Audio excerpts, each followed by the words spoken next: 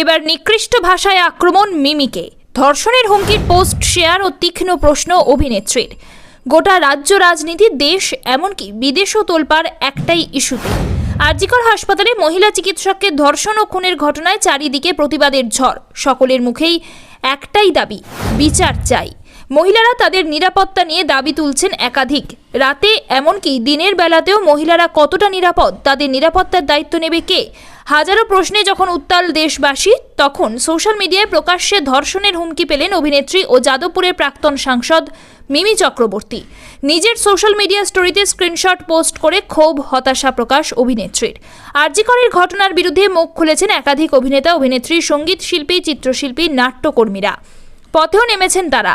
প্রতিবাদের কণ্ঠস্বর শোনা গিয়েছে অভিনেত্রী মিমি চক্রবর্তীরও। প্রতিবাদের আবহেই পোস্টের কমেন্ট সেকশনে কিছু স্ক্রিনশট ভাগ করে নিলেন অভিনেত্রী, যেখানে স্পষ্ট দেখা যাচ্ছে যে প্রকাশ্যে অভিনেত্রীকে ধর্ষণের হুমকি দেওয়া হচ্ছে। সেই কমেন্টের স্ক্রিনশট ভাগ করে অভিনেত্রীর প্রশ্ন, এবং আমরা কিসের জন্য লড়াই করছি?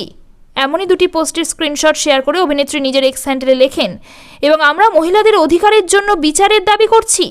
এগুলো মাত্র কয়েকটা, যেখানে ধর্ষণের হুমকিকে স্বাভাবিক করে রাখা হয়েছে সেই সব বিষাক্ত পুরুষদের দ্বারা, যারা ভিড়ের মধ্যে মুখোশ পরে বলছে যে তারা মহিলাদের পাশে দাঁড়িয়েছে।